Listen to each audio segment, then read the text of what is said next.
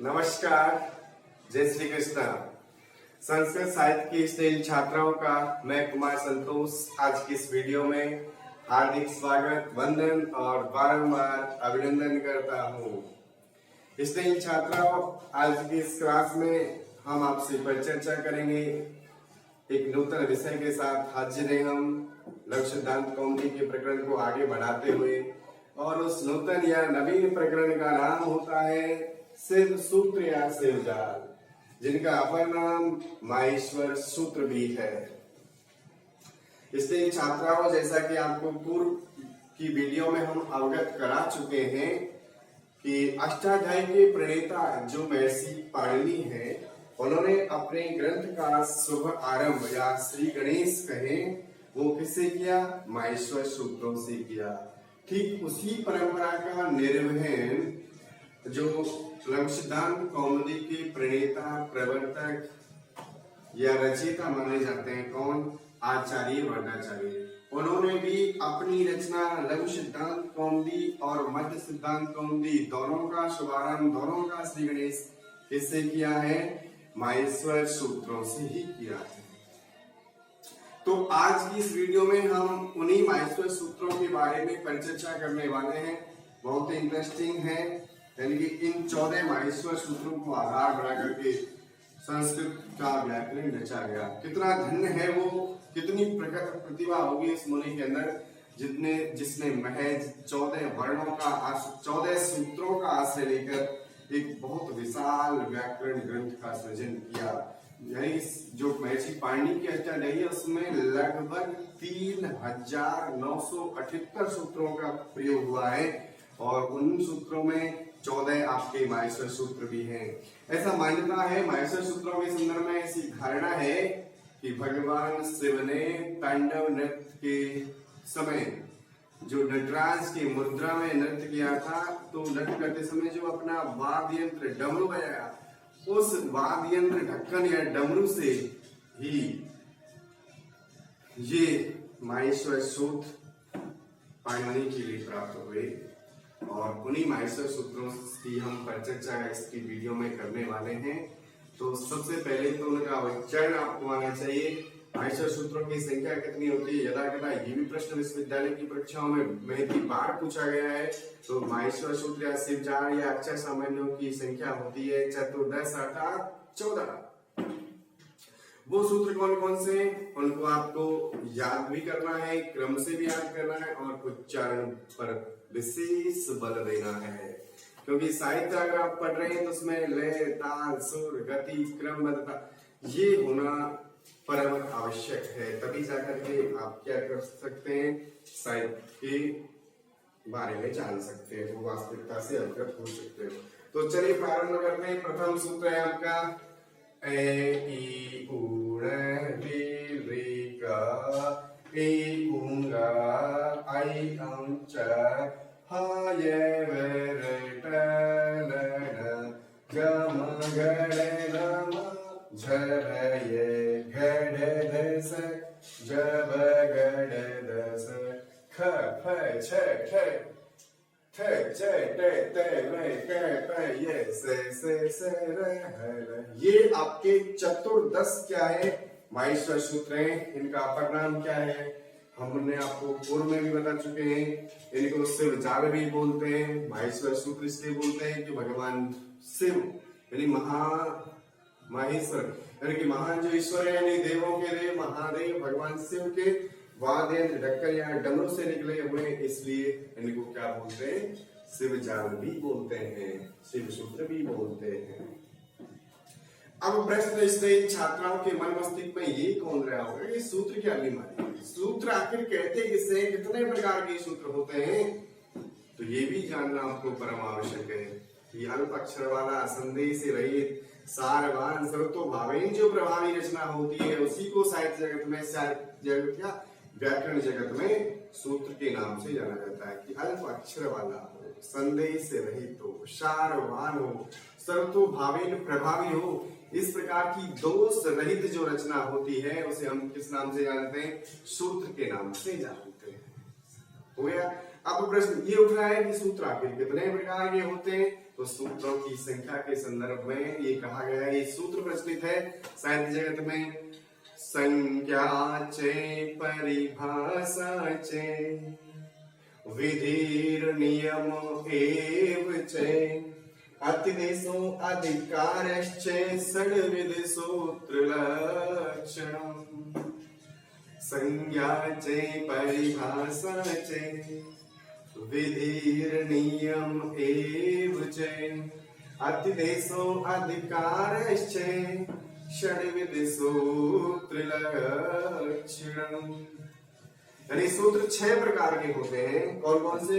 Number 1 है आपका संज्ञा सूत्र, नंबर 2 परिभाषा सूत्र, नंबर 3 विधि सूत्र, नंबर 4 नियम सूत्र, नंबर 5 अधिदेश सूत्र, नंबर 6 है आपका अधिदेश सूत्र। यानी संज्ञा और संज्ञा का जहां पर ज्ञान हो वो संज्ञा सूत्र, किसी नियम की व्याख्या हो वहां पर परिभाषा सूत्र, विधि सूत्र, नियम सूत्र, अधिदेश और अधिकार सूत्र। जब कभी हम आपसे फेस टू फेस रूबरू होंगे तब आपको ये षड्विध जो सूत्र हैं इनके एग्जाम्पल उदाहरण कि संज्ञा सूत्र कौन सा होता है, जैसे हलंत भी संज्ञा सूत्र संज्ञा करता है, हलवंत से ये क्या है परिभाषा सूत्र परिभाषा व्यक्त करता है। इन 6 सूत्रों के बारे में हम आपसे परिचर्चा करेंगे।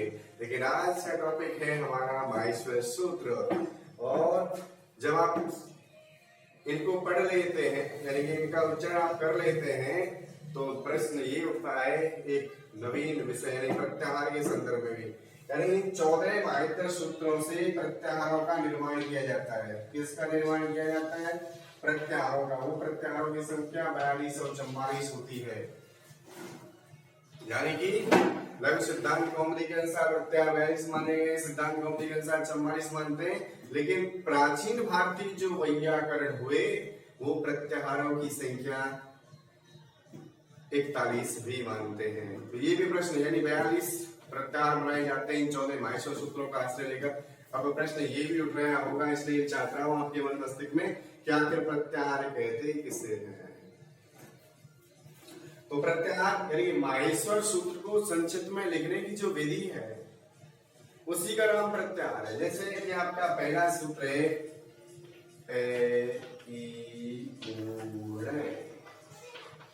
इसको अगर हम संक्षिप्त में क्या लिख देते हैं, अण लिख देते हैं, तो ये क्या बन गया? अण प्रत्याहार बन गया। क्या बन गया? अण प्रत्याहार। तो अण प्रत्याहार में कौन कौन से वर्ण आते हैं ये भी अगर आपसे बात की जाए तो ए ई ओ ये 3 वर्ण आते हैं आपके इसमें अण प्रत्याहार में। यानी माहेश्वर सूत्र जो है उसको अगर संक्षिप्त में से कर ले, शॉर्ट कर ले तो प्रत्याहार का निर्माण। यानी कि माहेश्वर सूत्रों को संक्षिप्त में लिखने की जो विधि है उसी का नाम क्या है? प्रत्याहार। पहला सूत्र आपका एग्जाम्पल के तौर पर हम आपको बता रहे हैं क्या है? ए ई उ ने। अगर इससे हम क्या लिखते हैं? अण प्रत्याहार बनता है। एक सूत्र बनता है, क्या बनता है? अण प्रत्याहार। तो अण प्रत्याहार में कौन कौन से वर्ण आते हैं इनकी जब चर्चा करते हैं तो केवल 3 वर्ण आते हैं आपके ए ई ओ। ये 3 वर्ण किसमें आ गए? आपके अण प्रत्याहार में सम्मिलित हो गए। तो परिभाषा समझ में आ गई होगी उम्मीद करता हूं आपसे, क्या कि माहेश्वर सूत्रों को संक्षिप्त में लिखने की जो विधि है, नियम है, उसी को प्रत्याहार कहते हैं। प्रत्याहारों की संख्या के बारे में भी आपको बता रहे हैं कि 42, 44 और 41 भिन्न भिन्न मानी गई है। भिन्न भिन्न व्याकरण आचार्यों के द्वारा। लघु सिद्धांत कौमुदी की जो प्रणेता है कौन? आचार्य वर्गाचार्य। वो प्रत्याहारों की संख्या कितने मानते हैं? 42। सिद्धांत कौमुदी जिसके प्रणेता कौन है? भट्टोजी दीक्षित। यानी कि ऐसी रचना जिसमें व्याकरण से संबंधित नियमों, उपनियमों, इकाइयों का विस्तार पूर्वक विवेचन किया गया है, वो सिद्धांत कौमुदी के प्रणेता भट्टोजी दीक्षित प्रत्याहारों की संख्या कितने मानते हैं? 44। लेकिन प्राचीन भारतीय जो वैयाकरण हुए उनके अनुसार प्रत्याहारों की संख्या कितनी रहती है? 41। ये भी आपको जानना परम आवश्यक है। प्रत्याहार हुए इस प्रकार से प्रत्याहार बनते हैं और इनसे लगभग 42 प्रत्याहार बनाए जा सकते हैं। प्रत्याहार जब ये पूछा जाता है कि कौन कौन से वर्ण सम्मिलित होते हैं तो अंतिम वर्ण को काउंट नहीं करते। क्यों नहीं करते? क्योंकि अंतिम वर्ण एक सूत्र जब आप पढ़ेंगे संज्ञा प्रकरण का शुभारंभ तब होगा तो पहला सूत्र आपने पढ़ा होगा हलंतम, या पढ़ोगे हलंतम, कि उपदेश अवस्था में अंतिम हल अर्थात व्यंजन क्या होता है, संज्ञक होता है। मुनित्रय का जो प्रथम उच्चारण है उसे उपदेश के नाम से जानते हैं। तो 14 माहेश्वर सूत्रों के जो अंतिम वर्ण होते हैं वो संज्ञक होते हैं, और जिसकी संज्ञा होती है उसके लिए एक सूत्र आता है 10 रुपए की, जिसकी संज्ञा होती है उसका क्या कर दिया जाता है, लोप कर दिया जाता है। इसलिए यहाँ पर 3 वर्ण शेष रहे, कौन कौन से आपके, ए ई उ। इस प्रकार से आपको प्रत्याहार बनाने हैं, यानी कोई सा भी वर्ण प्रत्याहार बना लीजिए। जैसे आप एच प्रत्याहार बनाओगे, कौन सा, एच, तो एच में कौन कौन से वर्ण आएंगे, तो ए से प्रारंभ करिए, ए ओ आई औ, तो ये 4 वर्ण आ गए आपके किसमें, ए ओ आई औ, ये एच प्रत्याहार में शामिल है। ये 4 वर्ण आपके किसमें, एच प्रत्याहार में सम्मिलित हैं। आज की वीडियो में इतना ही, और देश वैसे कोविड-19 के नामक वैश्विक महामारी के दौर से गुजर रहा है, एक बहुत भयानक बीमारी। मैं ईश्वर से कामना करता हूँ, उम्मीद करता हूँ कि शीघ्र ही हमारा राष्ट्र, हमारा वतन इस कोविड-19 नामक वैश्विक महामारी पर विजय प्राप्त कर लेगा। जीवन में इस प्रकार से आने वाली समस्याओं से विद्यार्थियों आपको तनिक भी हताश निराश होने की आवश्यकता नहीं है। हर दिन एक नया सवेरा, नया जोश, उत्साह के साथ आता है। तो मैं आशा करता हूँ उसी जोश और उम्मीद से आप अपने अध्ययन पर बल देंगे। और इन शब्दों के साथ कुमार संतोष लेता है आपसे विदा कि देख कर काली घटा एक भ्रमर मत हो निराश, बंद कलियां फिर खिलेंगी रात ढल जाने के बाद। जय श्री कृष्ण।